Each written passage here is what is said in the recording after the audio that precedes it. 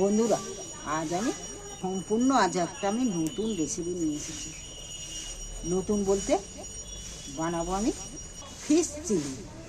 তোমরা তো অনেক এগ চিলি খেয়েছো, চিকেন চিলি খেয়েছো, কিন্তু ফিশ চিলি খাও না। আজ আমি বানাবো ফিশ চিলি। তবে পুরোটা দেখবে শুরু থেকে শেষ পর্যন্ত আমি কিভাবে বানাই। কিন্তু একটুখানি মিস করলেই কিন্তু মিস যাবে, কিন্তু বুঝতে পারবে না যে কীভাবে আমি বানাচ্ছি। খুব সহজ পদ্ধতিতে, খুব কম তেল ঝাল মশলা দিয়ে খুব সহজেই বানিয়ে নিতে পারবে। তোমার ঘরে থাকা উপকরণ দিয়েই তুমি বানিয়ে নিতে পারবে। চলো দেখো, আজ আমি এখানে নিয়েছি 300 গ্রাম রুই মাছ। তুমি এটা রুই মাছেরও করতে পারো, ঘরে পুকুরের মাছও করতে পারো, আর কাতলা কাটা দিয়েও করতে পারো। আমি নিয়েছি এখানে রুই মাছ, কেটে ধুয়ে নুন মাখিয়ে নিয়েছি, জল ঝাড়িয়ে নিয়েছি, একদম শুকনো শুকনো হয়ে গেছে। মাছটাকে আমি এই গোটা গোটা রাখবো নি। দেখো, মাছটাকে আমি একটু ছোটো ছোটো সাইজ করে পিস করে নিচ্ছি। বন্ধুরা দেখো, আমি এইভাবে ছোটো ছোটো করে পিস করে কেটে নিচ্ছি। এইভাবে ছোটো ছোটো করে পিস করে প্রথমেই কেটে নিচ্ছি মাছটা। দেখো, মাছ অনেক বাচ্চারা মাছ কাঁটার ভয়ে খেতে চায় না, কিন্তু কাঁটা কিছুই না, একটু বেঁচে দিলেই হয়ে যাবে। কিন্তু মাছ অনেকে খেতে চায় না। আর এই মাছের রেসিপি বানিয়ে দিলে না, যারা না মাছ খায় তারাও দেখবে মাছ চেটে পুটে খেয়ে নিয়েছে। দেখো, এইভাবে আমি এরকম ছোটো ছোটো সাইজ করে মাছগুলো আমি সবগুলো কেটে নিচ্ছি। দেখো, মাছটা আমি এখানে ছোটো ছোটো সাইজ করে কেটে নিয়েছি। দেখতেই পাচ্ছ, ছোটো ছোটো সাইজ মাছ। মাছটার মধ্যে আমি 1 চামচ ভিনিগার দিয়ে দিচ্ছি। 1 চামচ ভিনিগার নিয়ে দিয়ে দিই, আরও একটু দিই। মাছ অনেকটা মাছ তো, ভিনিগার যদি তোমাদের কাছে না থাকে তাহলে কিন্তু লেবুর রসও তোমরা দিতে পারো। এইবার আমি ভিনিগারটা মাখিয়ে কিছুক্ষণ রেখে দেবো মাছটা। এতে নুন মাখানো আছে, নুন আর মাখার চিনি। দেখো, ভিনিগারটা মাখালে না মাছটা একদম শক্ত চাবুক হয়ে যায়, আর এর যে গ্যাস গন্ধ সেটাও চলে যাবে, এর স্বাদটাই আলাদা হয়ে যায় সম্পূর্ণ। মাছটা আমি ভিনিগার মাখিয়ে একটু রেখে দিচ্ছি কিছু। আমি থালাটা একটু চাপা দিয়ে রাখছি। মিনিট 10 পর ফিরে এসছি। দেখো, মাছটা কত একদম কালারটা চেঞ্জ হয়ে গেছে, কতটা দেখছো। টক জল তো,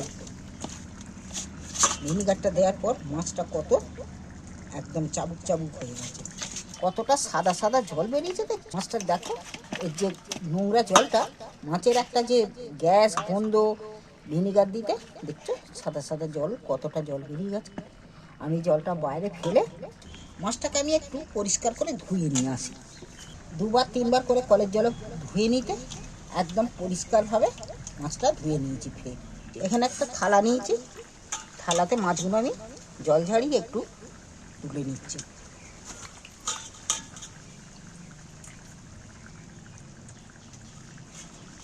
জল ঝাড়িয়ে মাছটাকে তুলে নিই। এবার আমি এখানে দিয়ে দিচ্ছি খানিকটা আদা বাটা, খানিকটা 1/2 চামচের মতো রসুন বাটা, আর দিচ্ছি 2 চামচ কর্নফ্লাওয়ার পাউডার,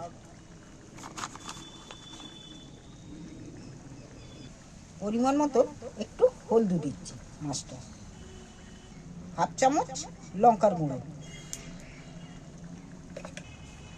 ছোট চামচের 1 চামচ জিরের গুঁড়ো, ছোট চামচের 1 চামচ ধনের গুঁড়ো, এইটা স্বাদ মতো একটু নুন, মশলাগুলো যে দিয়েছি তার উপকরণগুলো নুন, একটু কাঁচা সরষের তেলও, একটু রান্নার তেলও একটু 1 চামচ দিয়ে দিচ্ছি, 1 চামচ সয়া সস দিচ্ছি। এইবার আমি সব উপকরণগুলো মেখে নিচ্ছি একবার। বন্ধুরা, আমি এইটা মাখতে মাখতে, ম্যাগনেট করতে করতে, তোমরা কে কোনখান থেকে দেখছো তোমরা কমেন্ট করে জানিও। আর নতুন বন্ধু কেউ হলে তাহলে চ্যানেলটা সাবস্ক্রাইব করে রেখো। দেখো কতটা মাখতে কতটা মজে যাবে। আরও এখানে আমি একটা বাটি নিয়েছি আর একটা ডিম নিয়েছি। ডিমটাকে আমি একটু ফাটিয়ে নিচ্ছি। ডিমটাকে একটু ফাটিয়ে নিচ্ছি। এতে কিন্তু না নুন দিচ্ছি না, নুন দেওয়া আছে দেখছো।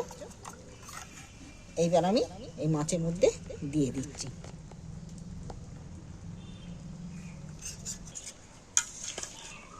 এইবার আমি আরেকটু মেখে নিচ্ছি ডিমটাকে এর সাথে। পাতলা পাতলা মতো হয়েছে, এর গায়ে লাগছে না, যার ফলে আমি আরও একটু কর্নফ্লাওয়ার পাউডার হাফ চামচের মতো দিয়ে দিচ্ছি। হাফ চামচ কি 1 চামচ দিয়ে এখানে হাফ চামচ আরও কর্নফ্লাওয়ার পাউডার আমি আরও হাফ চামচ দিন। এবার যে আমি এই ম্যারিনেট করে রাখবো এইটাকে কিছুক্ষণ চাপা দিয়ে আরও রেখে দেবো। মিনিট 5 চাপা দিয়ে রাখবো। প্লেট নিয়েছি, প্লেটটাকে চাপা দিয়ে রাখছি। উনুন জ্বেলে কড়া বসিয়েছি। কড়ার মধ্যে আমি একটু তেল বেশি করে দিয়ে দিচ্ছি। আমি এটা 5 মিনিট পর ফিরে এসেছি। ওহ, দারুণ দেখতে লেগেছে কিন্তু। দেখো তেলটাও কিন্তু না একদম ফুল গরম হয়ে গেছে। তেল আমার রেডি। নাড়াচাড়া করো, ওটাকে একবার মেখে নিচ্ছে। এইটাকে আমি আর একবার মেখে নিচ্ছি। মশলাগুলো তো তোলার নিচে নেমে গেছে, তাই আমি একবার মেখে নিই। এইবার আমি একটা একটা করে দিতে থাকবো।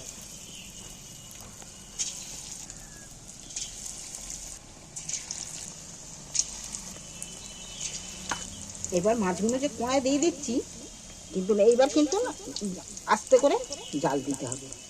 জোরে জাল দিলে মাছ ভেতরে ভাজা হবে না, কিন্তু বাইরেটা তাড়াতাড়ি খুব তাড়াতাড়ি লাল হয়ে যাবে।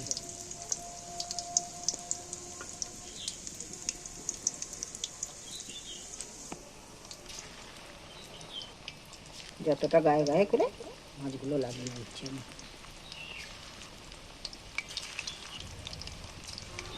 দুবার ধরে দেবো।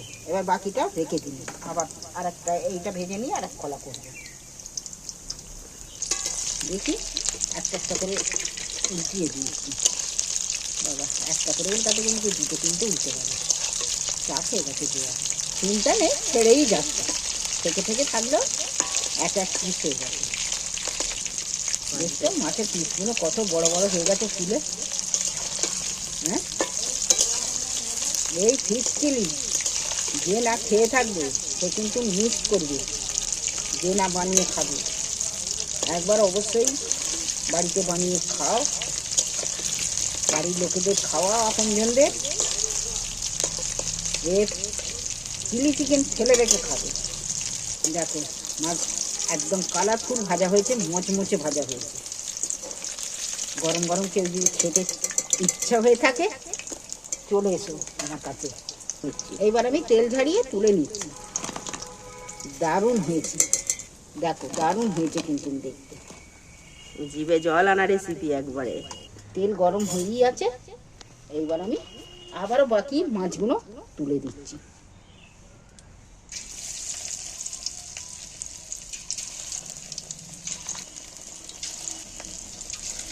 পেটিগুলো পাতলা পাতলা হয়েছে, মাছের এক একটা চাকাটা মোটা মোটা বেটে যায়।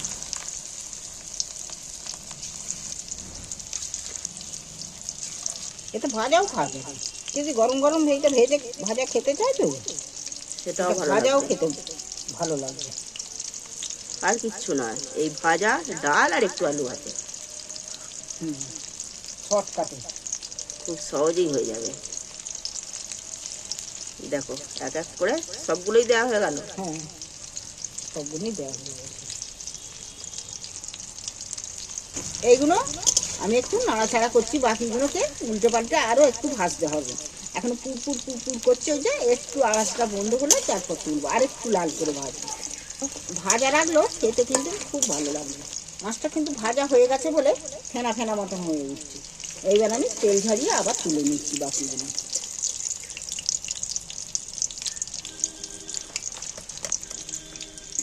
আমি একই সাথে তুলে নিলাম মাছটা। তেল যখন আমি অনেকটাই কিন্তু দিয়েছিলাম, বাকি তেল কিন্তু আমি তুলে নিয়েছি, নিয়ে অল্প তেল আছে এখন। এবারে এই অল্প তেলের মধ্যেই সর্বপ্রথম আমি এখানে গোটা কতক রসুনকে কুচিয়ে রেখেছি, রসুন কুচিগুলো তুলে দিই তেলের মধ্যে। এইবার পেঁয়াজ কুচিগুলো তুলে দিচ্ছি। পেঁয়াজগুলো কিন্তু আমি বড় বড় করে কেটেছি, এক একটা করে খোলা থেকে ছাড়িয়েও রেখেছি। না ছাড়ালেও কোনায় নাড়তে নাড়তে খোলা ছেড়ে দিতে। এইবার আমি তেলের মধ্যে একটু নাড়াচাড়া করে নেব। দেখো পেঁয়াজটা ভাজা হয়ে গেছে। এইবার আমি রসুন বাটা আর আদা বাটা তুলে দিল। এবার আমি কাঁচা লঙ্কা আর ক্যাপসিকাম লঙ্কা দুটোকেই তুলে দিল। একই সাথে একটু ভেজে নেব।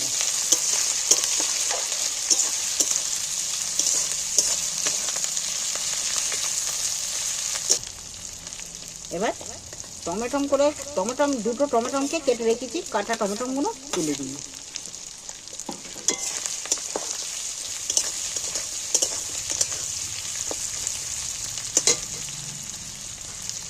একটু দিয়ে দিচ্ছি হলুদ, সামান্য একটু লঙ্কা, হাফ চামচের মতো।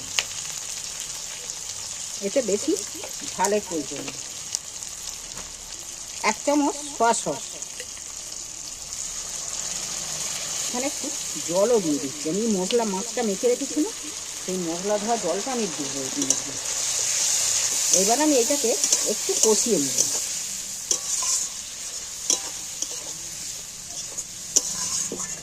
স্বাদ মতো নুন দিচ্ছি। এবার আমি যে মাছটা মশলাটা রেখে দিয়েছিলাম, দিয়ে যে মশলা ধোয়া জলটা আমি সেটা সাইড দিয়ে দিচ্ছি। এইটাকে একটু নেড়ে ফুটিয়ে দিই। এখন সব পাউডার আছে বলে আমি জলটা ফেলে দিইনি, জলটা দিলাম। দিয়েই কতটা ঘন হয়ে গেছে দেখছো। আমি আরও কিন্তু খানিকটা জল দিচ্ছি।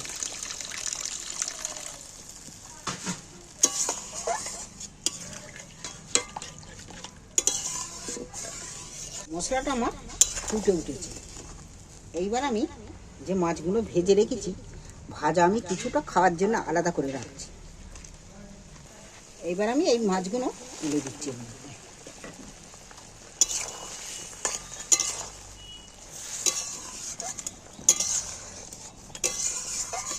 এইভাবে তোমরা একবার অন্তত বাড়িতে ফিশ চিলি একবার বানিয়ে খেয়ে দেখবে।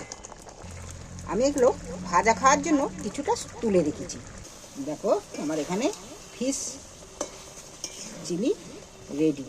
সব শেষে নাবানার একটু আগে আমি একটু 1 চামচ টমেটো সস দিচ্ছি, তাহলে টক টক ঝাল ঝাল খেতে লাগবে। এর স্বাদটা কিন্তু আলাদা ধরনের একটু হয়ে যাবে খেতে। একদম পুরো রেডি। কতটা মাখো মাখো মতো হয়েছে দেখেছো। এইবার আমি ঢেলে নিচ্ছি।